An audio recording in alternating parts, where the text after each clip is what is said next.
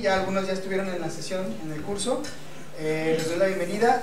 Tenemos a nuestro invitado de hoy, es el doctor Colin Drummond, de la Universidad de Case Western Reserve en Cleveland. Él es director en el hospital, en el área de ingeniería biomédica. Trabaja constantemente con la parte de Cleveland Clinic. Nos va a platicar un poquito acerca de los retos que hay con respecto a hacer desarrollo en ingeniería, hacer ciencia, que vaya directamente aplicado a pacientes. Les doy la bienvenida. Colin, thank you so much for accept our invitation. Thank you. And certainly, thank you for the kind invitation. I apologize that I don't know Spanish. I do know some French, but I don't think that's useful just to say, you know. But I'm pleased to be here because we've pursued this idea called BIODESIGN at Case for about 9 years, and now we're finding a lot of benefit to the process. So what I'd like to do is to describe a little bit today how this process has affected our thinking, affected the way we pursue some strategies for product design. And for those of you that were at the seminar earlier, there will be a little redundancy, so just bear with me, but not too much. We won't go into the cardiovascular as much as we did a little while ago, but nonetheless, I think this focuses a little bit more on strategy. So let me just move forward and talk about the agenda and simply say that what's happened, at least in my experience, I've been in biomedical about 15 years now, we're seeing a structural change in the medical device market. We're seeing a change in the way payment is made. We're seeing a change in the acceptance of devices, acceptance of risk. So we call that a structural change. The structure of medical device environment has changed. And what that's done is that structural change has led to a lot of focus on patient need. So in other words, the idea is to design it right the first time, and designing it right the first time is to fully understand what the need is and flush that out in more detail than has ever been done before, I think, in the history of medical devices. So this structural change has led to a focus on patient need, and the patient need, which to get that right, which bothers some engineers, is you have to be more focused on systems thinking. So I'll talk a little bit about systems thinking that enhances value. And I know this sounds very vague now, but we'll get into specific examples to drive home the points. And basically what I'm saying is that, that the systems thinking results in the need statement. So at our last meeting, we focused a lot on the need statement as its construct. This time I'll spend less time on the construct, but we'll talk about it nonetheless. So you'll see some examples that are the same. Too simple agenda? I mean, I apologize, there's no Laplace transforms or integral equations. But nonetheless, let's explore this, okay? So I also have the number of slides in case you're wondering when does this end.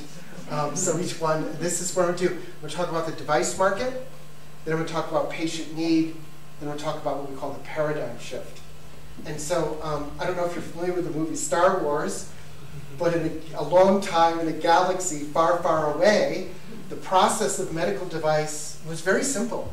And actually, I've had friends tell me, I miss the good old days because you used to just invent something and people would fund it and you'd make money. It was like utopia.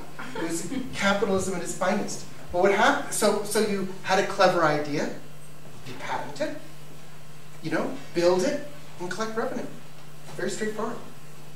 And so basically what happened is the mentality was design something and sell it. And of course that's fitting for an industry in its infancy, when it's young, when it's new, because you can do just about anything and have a positive impact. But as the industry matures, the thinking must also mature. So what I propose to you is that the BIODESIGN helps foster a more mature thinking. So let's kind of take a look at an example. And I talked about this earlier today, but really the structural change that was required, the foundation, it's not like necessarily clinicians were unhappy with medical devices, but it was cost. You know, believe it or not, the economics start to become untenable, unmanageable. So it's a problem of cost as time has gone on. And our system, at least in the United States, the system is built on treatment for evident symptoms. I'm going to talk about this. So let's just say there's a 40-year-old, and they're predisposed to diabetes, and they have a high BMI. So as I admitted earlier, I'm 15 pounds overweight. I've known that for 10 years. Okay? I know it, but I haven't done anything about it. But no one particularly cares. I care. So what happens? Very little expenses incurred. You let it go. Nothing happens. But we know these are the 20-year, 40-year diseases. We know that as time goes on. Now, there's no symptom except the shirt size, you know, to treat. And now, this is just too much like reality. I'm 62 now, okay? So at 62, and I don't have these problems, thank God. But the point is that as the patient gets older, the symptoms start to appear. And you go to the doctor, and you start getting treatment for it. And it's kind of, I won't say it is more expensive, but it's a little late in some ways. But nonetheless, so there might be some impaired glucose tolerance, so you get a prescription, and that's the cost. You know, manage the A1C, you know, everything's okay. Still no lifestyle change, no compelling reason for a lifestyle change. Then at 80 years old, there's all these, you lose sensation, there's degradation of the eyesight, more specialists, and a forced lifestyle change. And at 80, this is the expensive part. And then eventually there's things like amputation for diabetics. And that's the beginning of the end. And the cost increases. And you start to say to yourself, how unfortunate that you would never have the expenses for the 80-year-old if we could somehow deal with it earlier. Right? Sort of a policy. Now, I don't know what the answer is, but what, in my opinion, has driven the system a little bit crazy is the fact that, indeed, if you're a medical device manufacturer or you're a provider, you only get compensation if there's an evident condition, if there's a symptom, if something's clearly wrong, that's treatable. So here, the system, the medical system, is centered around working with disease conditions, not preventative maintenance, not preventative at all. And we know from experience that tobacco cessation programs help teenagers. We know that there's precursors. We're doing a really good job with molecular markers for prediction of asthma attacks, you know, so you can prevent that. We now know nitric oxide levels of children. You can predict an asthma attack like a day ahead of time because of inflammation in the lungs. So this has been not as popular, but it is the lower risk, no risk. And so what we've seen, interestingly enough, is, at least in the United States, it's the companies, like the Cleveland Clinic, has a wellness program for their employees that is paid huge sums of money. So corporate wellness programs are the source of a lot of funding for preventative care. And it's actually had an impact. But the medical system is starting to recognize the value, like early detection and testing and surveillance. So this is why sensors are now becoming so popular, because now you've got ways of sensing. And sensors are getting less expensive. Now the question is what to do with the data. But the traditional design centers on what is reimbursable. Okay? So I have this thing called the trifecta. I don't know if anybody's gambled or not, but you know, it used to be that you had a patent, you got FDA clearance, and coding and billing. Now, money. The money flows. So this is a trifecta. And it's becoming a little bit more difficult because what this system doesn't say is what are the patient outcomes. And was the original need so clear that the development of the device was so appropriate that the outcomes are positive.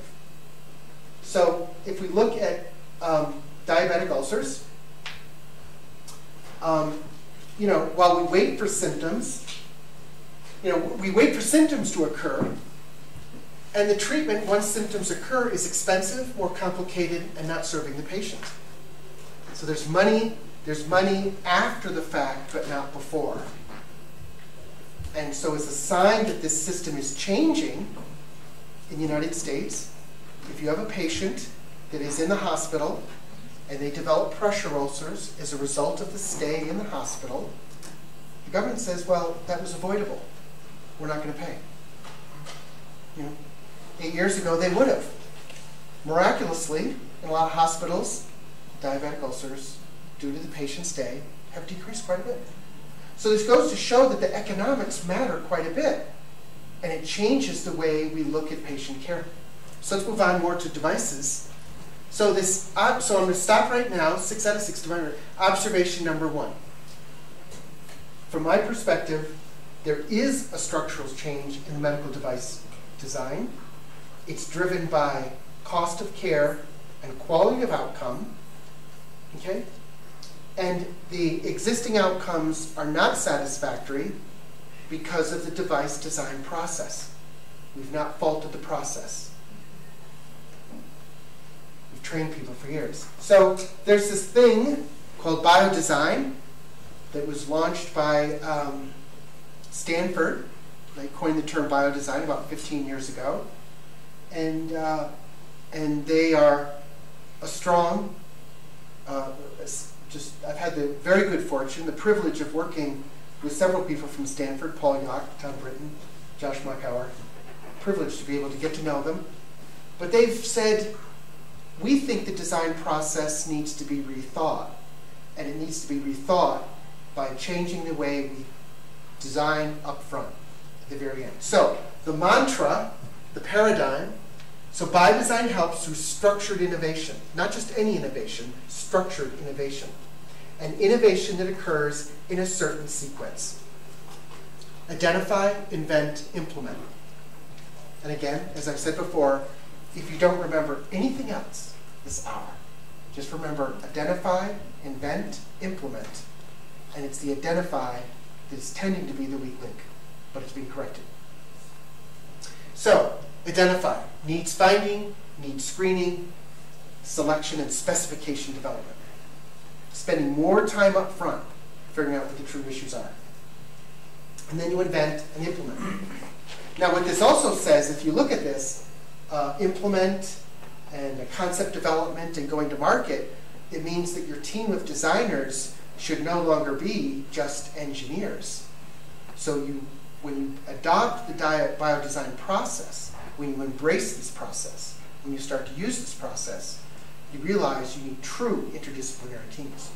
So in the classes I teach, I have management students, engineering students, medical students, faculty, people from the outside, all kinds of people showing up.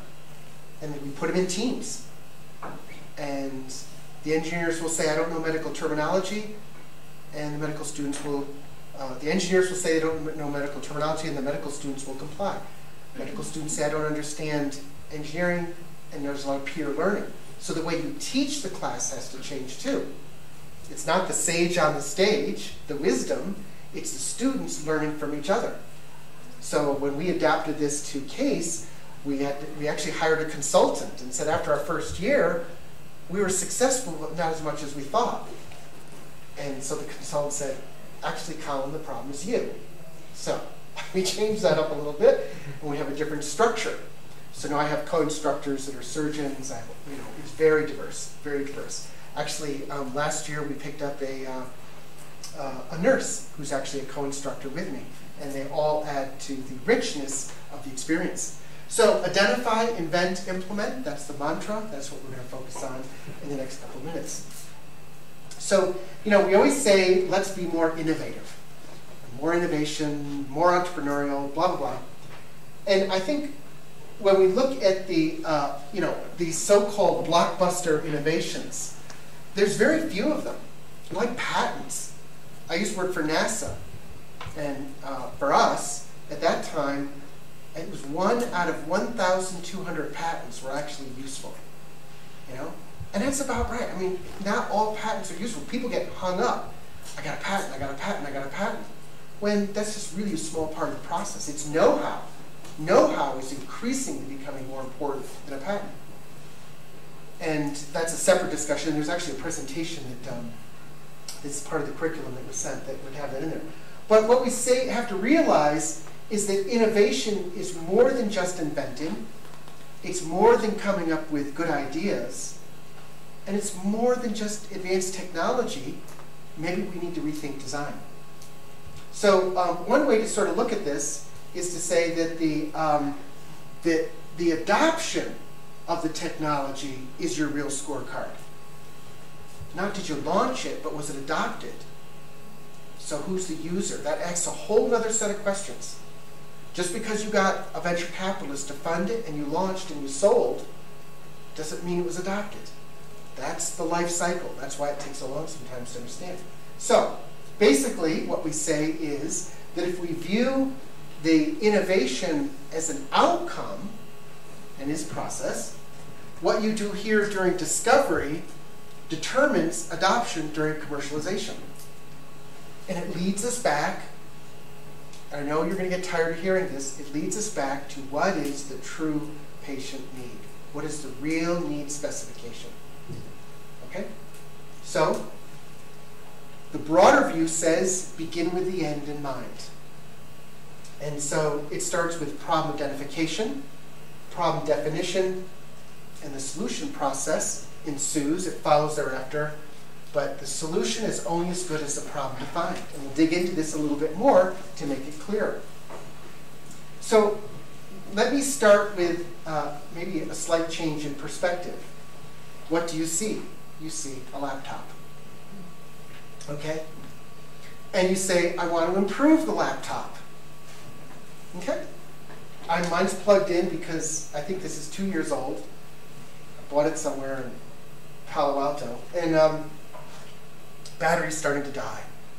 So we say, well, Colin, to improve the laptop, more battery life, lighter weight, all these features of the existing system. But what if you said to yourself that, you know, do we really need a keyboard? You know?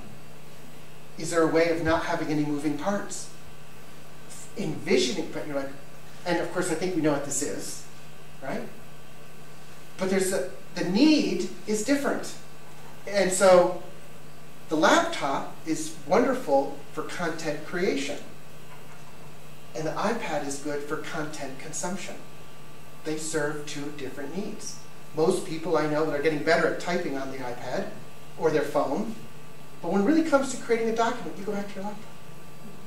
So it's a different need, and it's a different outcome. And that need being satisfied explains why those products are so popular. You met a need. And guess what? The iPhones are not the cheapest phone on the market. Neither is the iPad. But they're pretty popular. It meets a need. It resonates with the people. Therefore, it follows. The economics follows. Okay.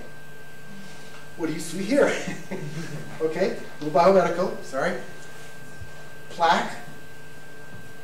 You know, you love to eat pizza and cake or whatever it is, or donuts, I don't know. Side effect is this plaque buildup. And so, so the standard of care is to slice it open. I don't know if you've ever seen the surgery. It's kind of remarkable. It is yellow plaque they rip out, and they're tearing it out, and it breaks off. It's probably pretty traumatic, really. And so when I say, well, how do I improve this? Close the suture faster, different medications, blah, blah, blah. So somebody said, well, why don't we just go in and open it up? It's minimally invasive. So it's been a lot more popular. It's been a lot more popular than this coronary bypass surgery. Or this, the bypass, or just opening up and removing from the carotid or whatever it is. So you can put a stent in. So instead of doing surgery, you can put a stent in. Now, does it meet a need? Is it technically superior? When you put a stent in, is it technically superior to doing a surgery to remove the plaque entirely? And I'm not trained as a clinician, and so this is my personal opinion. I believe that it's adequate, but it's not equivalent. Removing the plaque, changing behavior is probably a reasonable outcome. But when you cut and you're in the hospital, it's kind of traumatic, scars. I've had people show me their scars. Look what I have. I'm like, yeah, I know.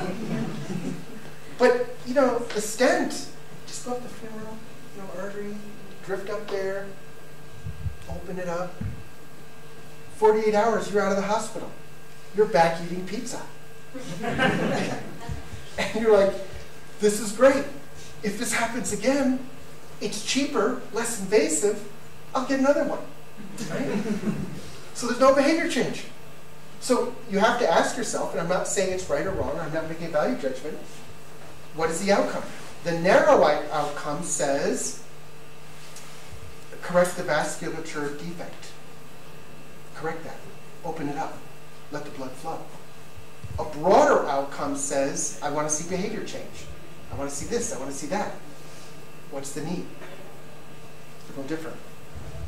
So, invasive surgery, minimally invasive, very popular. Very popular. Well, I've actually seen pictures of people who have the surgery in their legs, and you can actually see stent after stent after stent, and then drift around too. So one of the issues with stents is keeping them in place, because they actually float around a little bit. Okay, so need specification. So I want to kind of get to this. I tend to, I'm like halfway through, but need specification is an undervalued step. So the typical process is there's an observation, you ask the person, this clinician, what they want, that's the problem statement, and then there's a solution. In contrast, the improved process is that there's an observation, not just one problem statement, but multiple problem statements, which leads to a need specification, which then translates into a solution. So at Stanford, the people that take biodesign don't just identify one problem, they identify hundreds of problems. And they look for a pattern, and the pattern translates into a need statement. It's more comprehensive, more systemic, involving more stakeholders. And that's powerful. So, let's go through a need specification, a specific example. So in this case, a medical resident in training struggles to intubate a patient in the emergency room, leading to a drop in the patient's oxygen levels because they're struggling. Maybe it's trauma, obesity, I don't know. They're trying to get the tube in, it's just not cooperating. So you might say, okay, the problem, for the unskilled practitioner, the time required to place an endotracheal breathing tube in an emergency setting can, at least in some cases, be expensive and dramatically impact the outcome for the patient. I'm going to come back to this in a minute. So the need.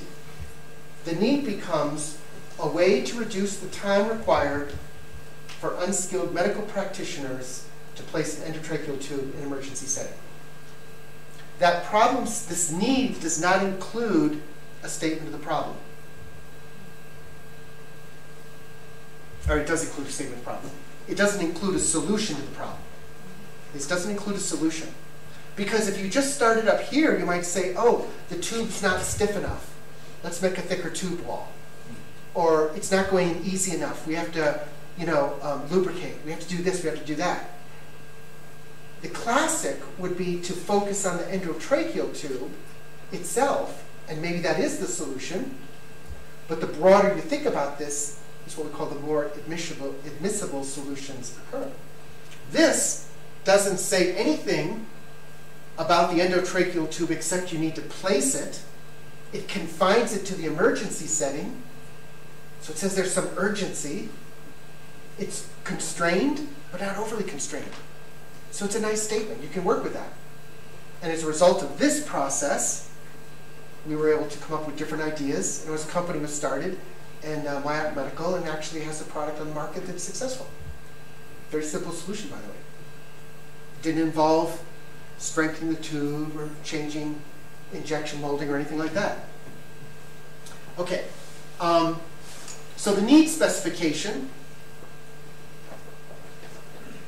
this statement that isolate the single need problem that has a realistic chance of being addressed.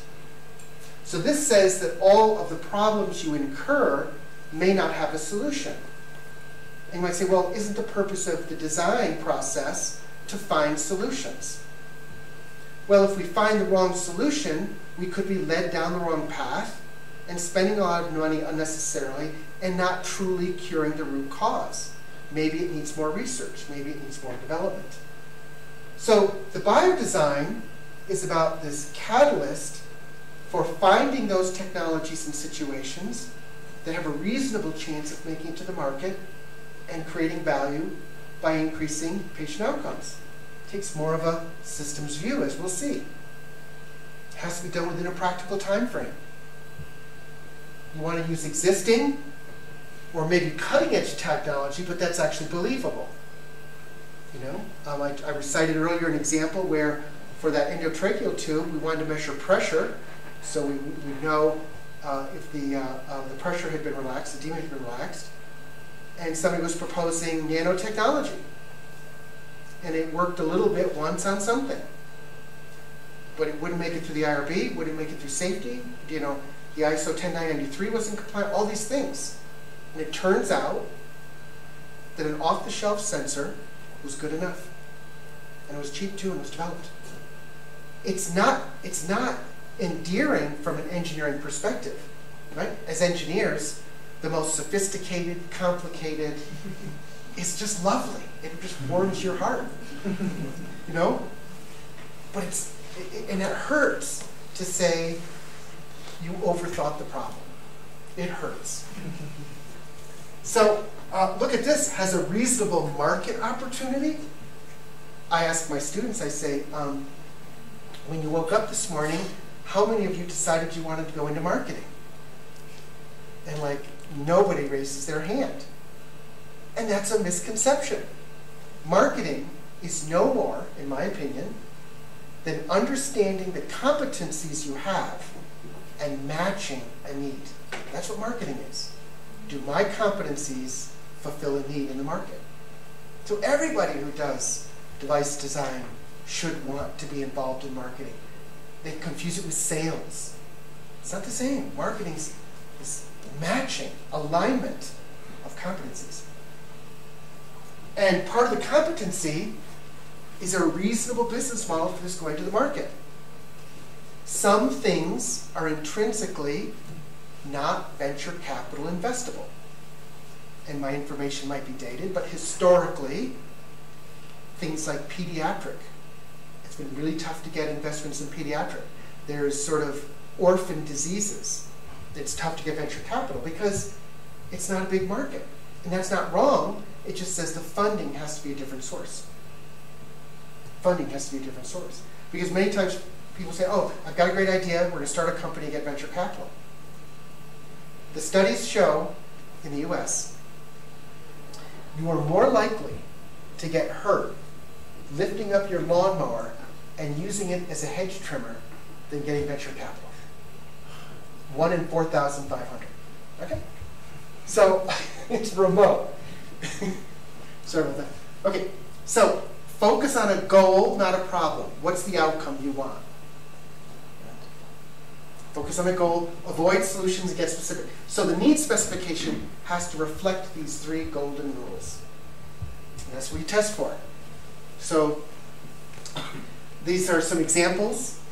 A way to, you know, and I do want to comment quickly on the need statement. These are like one sentence. And students spend weeks figuring out what that one statement is. Stanford might spend a month or two. They spend a long time.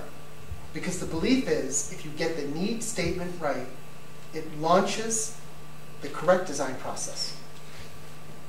So, is there a solution embedded in here? Well, a way to ultrasonically weld sutures and surgeries. You're restricting it to ultrasonic as a solution. You haven't opened it up to other options. So you've constrained it by including a solution.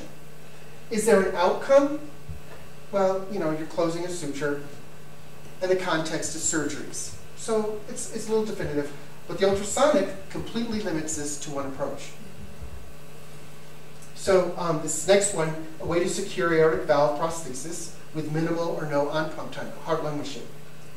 So it identifies a specific problem, but it leaves solutions open. It's a way to secure. So we know what the outcome is. We want to secure the aortic valve. We also know we want to minimize on-pipe time, because the more you have to pump to replace, the more risk is encountered in the surgical procedure. So it's broad enough, but it's constrained enough where you have something to work with. If it's too broad, you can't get anywhere. And the last one, like a way to improve the outcome of cardiac surgery. Cardiac surgery, it's just way too open. No initial diagnosis or how to improve the outcomes. So I just want to talk about these need statements, and I want to do a comparison now between what I think of as a weak and a better, just to give some specificity here. So a way to close a sternotomy, crack the sternum to get access to the thoracic cavity, without the risk of the sternal wire breaking. So you break the bone. If you've ever done CPR, yeah, you break the bone too, but you break the bone, and then you've got to put it back together, so you use wires, can't use just regular sutures. So so with the focus on the sternal wire closes out other approaches. Because you might think, oh, we're pulling on the wire too hard. We need a thicker wire.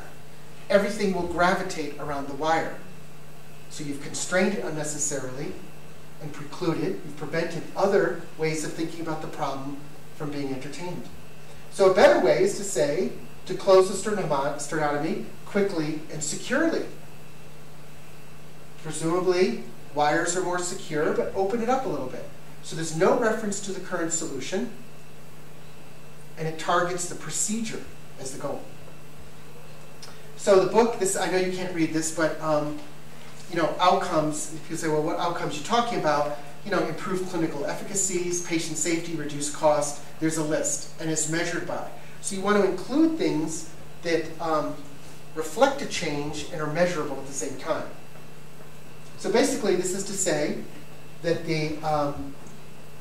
there needs to be this clinical need document that drives the front end of the design process, and at the center is the need statement.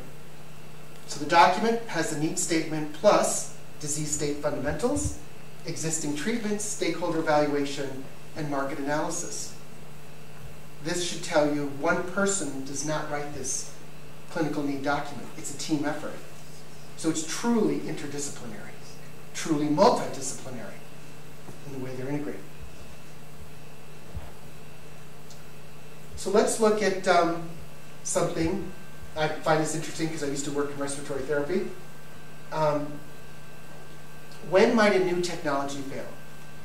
So if we think of patients with COPD, chronic obstructive pulmonary disease, many of them are prescribed oxygen as a therapy, right? 2 liters a minute is common, maybe 5, depending on the stage.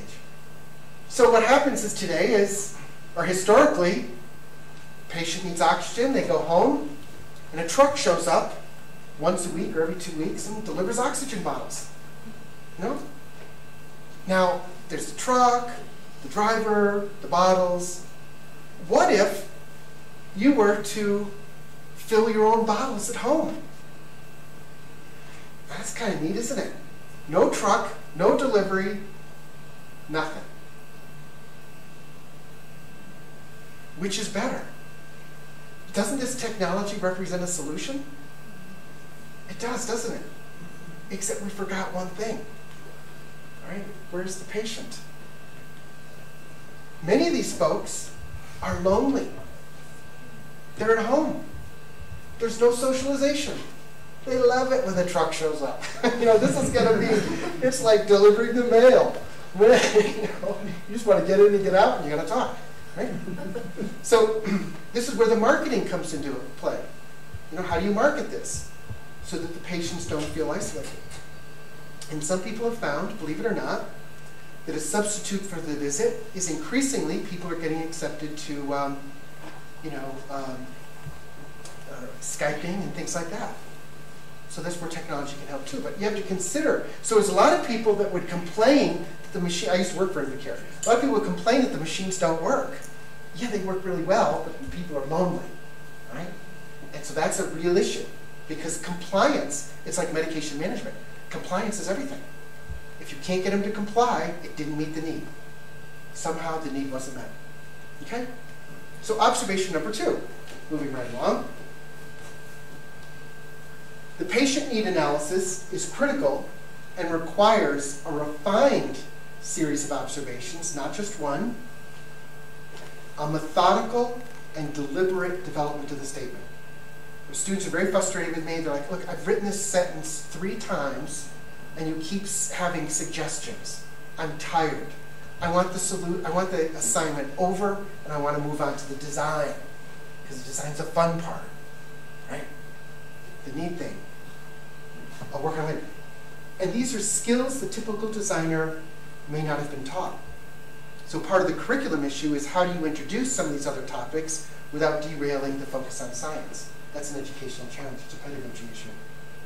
And I would propose to you, you simply cannot ask, what does the customer want? You just can't do that.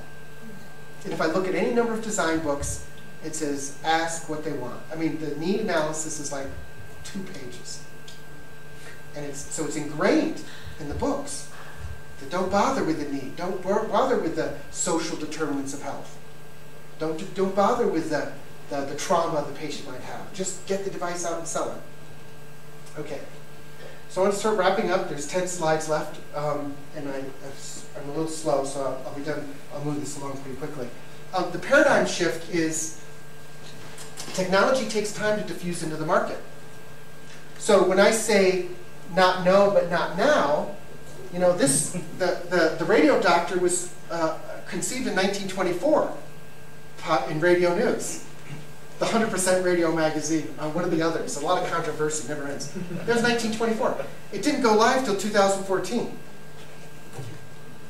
Wearables. Yeah, I do a lot of work at wearables. And it's like, it's crazy. You can monitor everything. But of all the things you should monitor, of all the things you can monitor, what should you monitor? And what is the basic problem? When you monitor everything, or as much as the sensors you can buy can afford, it means you don't have a goal and you don't have a hypothesis. So you're waiting for the data, the analytics, to magically tell you what the answer is. I do work in life flight, and we're looking at handoff between paramedics and flight nurses. And I'm telling you, you can collect more data, but unless it's the right data set, and you have a hypothesis, you won't be able to correlate it to outcomes. So, data science. You know, it's all here. Machine learning, analytics, you name it. Experimental, theoretical, descriptive, prescriptive. Machine learning. That's another fun one. Look at this. You know, you can get lost. You can start your career and drift over to there and spend the rest of your days doing research, right? So you can get lost. And so what some people do is they speak of what they know. So if they've perfected robot navigation or game AI, everything's a game AI problem because that's all they know, right? And so hypothesis validating or is it hypothesis generating? Some people believe, and I've seen them do this, we're working with a sports team and they've collected a lot of data for 2 years. And what do they do with it? They're averaging it. Right? Well, maybe someday something will come up. You know, hope is not a strategy. You know, it does not percolate. You have to have a hypothesis. The scientific method is not lost. You have to have some form of, even if it's a weak hypothesis. And again, n equal to 1, that's my opinion. And part of this is, you know, some stuff that's so old in marketing has not gone away. We have people pushing technology out, or we have market pull. And market pull reflects what? Identifying patient need. It's just a new term for market pull. You know, but I like this because, you know, this represents the progress in pain management. But even now, with neurostimulation, we have all these stimulating systems and all these options. You need to have a hypothesis. You need to understand what are you looking for in the combination of electrodes and stimulation and voltage and amplitude and frequency and things like that. I'm not saying it's not happening. I'm simply saying it has to be thought of. And so it's been, I won't say it's been easy, but progress has been made in nerve block and drug therapy, and neurostimulation is hitting the market very strong with pain management. But now the companies are starting to struggle. So the good news is the companies I've worked with are very methodical. They have very specific sort of goals that they're reaching, and that helps you in the design process. So the problem with new technology is it requires you to deal with paradox early on. You know, diverse perspectives versus a focused, decisive team. You may get tired of debating. I just want an answer. So you take any answer. You take the first answer that seems reasonable. That's wrought with error. You know, specific goals or flexible and adaptable. You want to go for the niche market or the large growth market? What do you want to do? You're forced to make decisions you don't want to make. And engineers aren't comfortable with paradox. But they're tough questions that have to be answered. More research data, experimentation. So I have this thing, are all ideas investable opportunities? And the answer is no. So there's a couple things. Is there a market for this? Is there a need? And this is the sequence it has to go. Second, is it profitable? Can anybody make money with this? Anybody. Forget about you and your company and your technology. Third, are we the team? Your competencies may not align. So basically, to go from an idea to an opportunity, you need to know what? At the very beginning, for it to be an investable opportunity, you need to know what the need is. And a lot of people don't do that. They say, can I get money? Am I entertained? If you say, I'm really entertained by this technology and I want to start a company, that's fine. That's called a lifestyle company that's uninvestable. You know, if you enjoy being poor the rest of your life, be my guest. Okay? Okay. So there's ways to force people to think broader. And this comes from the business model generation. I presume many of you have seen it. And it's called the strategy canvas. And when we have the students in biodesign go through this, it's very painful. Well, I don't know what the customer relationship should look like. I don't know the customer segments. Value proposition, what's that? I want to talk about the technology. So some of these tools that seem very elementary are kind of powerful. Not that they'll give you the answer, but they'll force you to think broadly. Okay, 10 out of 10, and then we're going to close. So let's stop to reflect. Observation number 3. Everything in my life is in threes, okay? So observation number 3, C3. The systems view of the ultimate value of the technology will truly assist in setting the stage for a successful product. And it's deliberate, not ad hoc. It's systems-based. The challenge of generating a hypothesis remains. The magic of analytics and artificial intelligence do not relieve you of having some form of a hypothesis. And skills the team designer, typical designer, may not have been taught. It requires skills that they may not have been taught in class, and therefore the team. So we structure projects deliberately. If the student had to go out on their own and solve all the pieces and parts, they'd never finish. It forces them to use a team efficiently. They have to use a team process. It's unlikely technology push will succeed. So we talked earlier, there was a seminar, much more to talk about, but the key words: identify, invent, implement. This is this thing I talked about earlier about the tree and articulating and how you can go from place to place, go up and down. These numbers are very difficult to obtain, but it's very it's very revealing to the designer to say, well, how different is a patient with a PEG tube and a trach tube from one with a PEG tube? Or get rid of the PEG tube and now we're talking about just somebody with a tracheostomy. And if they can understand the subtle differences, that might influence the structure of the design.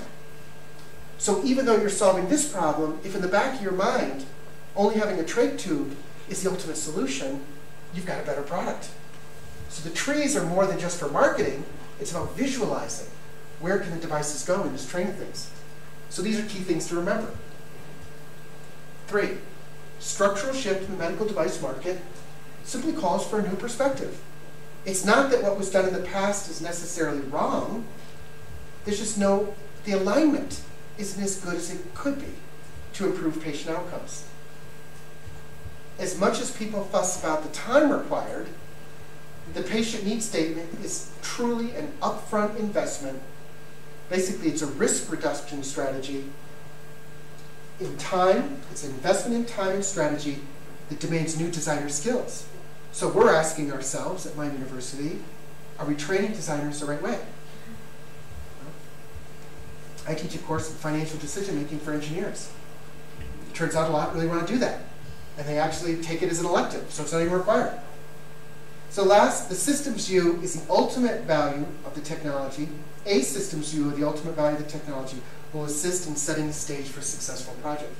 So we have to move to more of a systems view versus narrow. I'm not saying that narrow competencies in structural mechanics or finite element methods or anything else is not needed. But from a product launch perspective, outside of basic research, we need to think this way. So my last slide, I think of it as a horse race. Okay? So 3 things. Market. Am I on the right racetrack? Is there a genuine unmet need? Finance. Am I riding the right horse? You know? Do I have an idea or an investable opportunity? And last but not least, management. Are we the right jockey to win? Are we the right managers?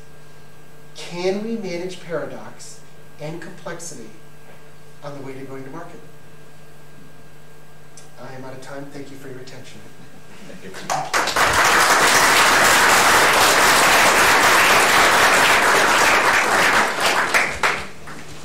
Well, I think we have a few minutes for questions. Very few, but yes, please. In your expertise, from what you described here, from giving a prototype, which is already made of prototype, working, etc. From there on, how long will it take to reach the market? Okay, so I want to comment. Can I just comment? Is it all right? Yeah. So there's, in the biodesign process, when you make a prototype, it's almost required that it not be sophisticated. So we use cardboard, paper, you know, because we have to foster this idea of a disposable prototype. Too many times people create a prototype and they love it. And they'll find any reason in the world that it's it, and not think any farther. So when they go to market, it helps to bring in somebody else or to think differently about the prototype.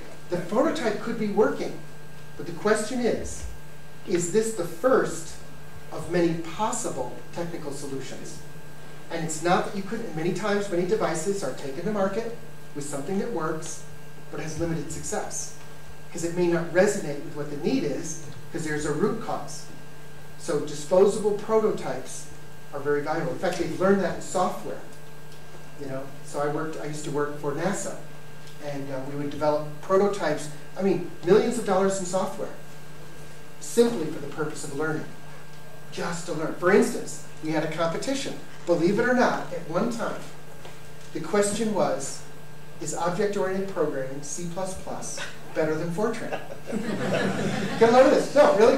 The winners, and all the Fortran programmers dominated, and they like, there's no way. It's so complex. Object-oriented programming is not easier, but economics was in its favor because of reusable code. You know, spaghetti code's not reusable. So we did a competition, and I was in charge of it. Actually, I had to go off-site because the Fortran programmers were a dead set against this, but they ended up disposing of it because they found that the object-oriented program, you could grow with the complexity. Fortran is great, prototypes are good if your vision of the need is totally accurate. But if you can't manage the complexity of a more complex system, the prototype may not be appropriate. I'm sorry, I didn't mean to interrupt you. I didn't know what the question was. No, that was my question. I mean, suppose you have already a prototype which is within the boundaries of a workable thing, and then it is a marketable product. So how long will it take, and how much the cost ahead will represent respect the investment for research? You know, that's one question. And the other one related to the same one is that from the many ideas that end up in a prototype, how many arrive successfully as a front-end byproduct? Okay, let me answer this way. You know, in terms of the number of, well, you have the working prototype and the cost of getting it to market. The technologists universally, I've had 3 different companies I've run. The technologists universally think the biggest investment is the development of the prototype. They have no respect for the marketing, sales, anything, and that's like 10%. You know, at the average medical device, I think it's 10 to 60 million easily to get to market. And the R&D could be 1 or 2. So it's lack of respect, you know. Yeah. And the other part on how many, I would answer it this way. The failure rate of startups is something like 80%. Now, it's not that they all went bankrupt. Many people, a majority, exit early because they realize there's no hope. So I think it was my 3rd company I had, it was a Braille. And I had raised, it wasn't much, I raised $2.5 million. And I burned it all except $500,000. And I realized this is not ready. So I said, let me return the $500,000 to the investors and walk away. Some people say, oh, Colin, you failed. No, I didn't fail. I recognized that it wasn't going to go. Why waste my time? So it was success. And I think the problem is we're not prepared to embrace failure. I think you're better off studying failure than you are success. Yep. Personally, yeah. You know. That was the point of my question. Actually. I mean, I'm not gonna emulate somebody else, but I can. I've always said that. What is it? You know, in people, you don't look for the superstar. You look for people with minimal dysfunctionality. Right. You're minimizing it, you know? Yeah. It's like in relationships, you know? It's not that it's going to be easy, and there'll always be challenges. You choose the person. Is this a person I choose to have debate with? Yes? Another question? Another question? Yeah, thank you very much for your presentation. I would ask you maybe you can give a little message for our students. I mean, all of our students normally want to start and startup and so on, but we are in Mexico. We have a little budget, or not well invested, or not all the financial agency and so on. So, for example, we start with an idea normally, thinking that, okay, this is a fabulous device, let's say in Europe or in Japan or something, but it is really expensive. Let's think about how to do something cheaper for us. And normally this is the first step we take for starting an idea, and they think like that. But I don't know. Let me see if I can a message. So if this can be applied, for example, if the market is small or there's 2 things I would say. One, networking is inexpensive. It's cheap. There's student societies. Networking is, you know, that's how you get jobs. And networking. I mean, do I go to networking events? I'm tired at night. I don't want to socialize. I'm an introvert, right? But you go, and somehow, you know, you gain from that. So I always tell the students, network. And in fact, for my biodesign class, one day they're free, they don't have to come to class, they have to go network. They'd rather take a test than go network, okay? It's outside the comfort zone. The second thing on the devices, what I would argue is situations change. So in the United States, when they had Katrina, the hurricane, all the damage, very visible. There's other things that go on that are tragic too, but that's what creates visibility. What they discovered was there just weren't enough ventilators. Just weren't enough ventilators. So Stanford, students at Stanford, had the task of a global health initiative, get a low-cost ventilator for $100, right? They cost like $10,000. And they came up with something that was good enough for the need. And then it's been very popular. So when you were talking about other countries, you know, Mexico's not Canada, Canada's not, you know, you're not them, they're not you. You are who you are, right? And you know the need better. So and who's to say the others are spending the money appropriately? You know? I mean, I guess the challenge in engineering these medical devices is, you know, what's good enough?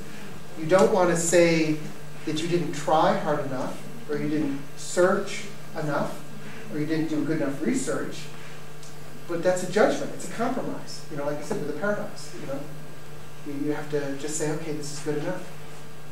So for instance, when I see a lot of the molecular marker devices out in the market now, I mean, they don't have the specificity and the sensitivity of a high-end, like nitric oxide, you know? You can have an analyzer that's $25,000, or you can have some of the stuff on the market that's for $4,000. It doesn't have quite the same, you know, specificity and sensitivity, but it's good enough to detect a respiratory issue. It's good enough in the doctor's office, and therefore it's serving more people. So yeah, it's not the same as a mass spec. Close enough. Depends on what the need is. Outpatient, probably don't need the mass spec. Yes? Just, I have a question about some billing and process about the health insurance and the companies, or maybe some kind of comment about how to bridge the gap between, you have like an idea for a device that's aiming for preventing medicine instead of curative medicine. In Mexico's perspective, for example, my father's a doctor, tells me for us governmental hospitals it's easier to cure people. He's a surgeon. He says, somebody comes here, he said, okay, 2.5 hours for the surgery, and that's it. You stay a night, you stay 2 nights, then you go home. But it's no way Mexico can sustain an efficient program for preventing medicine. It's it's much more expensive, and how for us as engineers and engineers, how is there a way for us to try to fill that gap for the insurance companies or some kind of... Yeah, I hear what you're saying, and so essentially the way I read that is that the current processes for treatment involve symptoms and something visible, and that preventative doesn't seem to be popular or economically viable. If you have a device for preventative, where's the reimbursement? So I think it's a matter of a little bit of creativity. So for instance, in the United States, it's becoming much, much more popular for corporations. So our insurance system is if I get sick, my company's insurance will pay for my medical care, okay? So do I care about the cost? Kind of. But my employer cares about the cost a great deal. So more and more companies are being involved in wellness programs. Wellness programs are primarily funded by companies, not insurance companies. Because wellness has been shown to improve the health of the employees and reduce costs. The Cleveland Clinic is a perfect example of making some very difficult decisions. My son went to work for the Cleveland Clinic for a while, and he was hired, and after he was hired, they said, guess what? You're overweight. and we don't think that's good. Right? Nobody called me. So, and so they said, we will reduce your health insurance premium if you exercise and go to the fitness center twice a week. So he did. He lost weight, improved his health, and cost less money. So the preventative side, until the government embraces it, whatever government it is, there's another source. You know, if there truly is a preventable mechanism or something that's a really good idea that solves a problem, there's probably, it's like pediatrics. I keep talking about that, you know. Pediatrics, it's chronically funded by not-for-profit charities. A lot of them are. I have a friend who runs a pediatric company, and he only funds all his devices through charities. You know, Autism Society, this, that, and the other, all these societies, and he doesn't get any money from the government. But he didn't despair because he had solutions that he believed were worthwhile. So I think it's about the color of money, and if we, just like venture capitalist, if we believe that the only source of money is venture capitalist, you're stuck. You've overconstrained the problem. If you say, I believe in this, it's like Aretha Franklin, right? You've seen they said, how did you ever succeed? And she said, it was on the news, just, I believe in my music. I enjoy it, I believe in my music. It's my passion. I'll make a living somehow. I'll make it work somehow. But that's my passion. So that's, the BIODESIGN book talks about strategic objectives. Actually, I skipped over that, but the very first chapter focuses on personal goals, strategic objectives, and are you passionate about it? Yeah, there is a way, believe it or not. There is a way. It's not easy.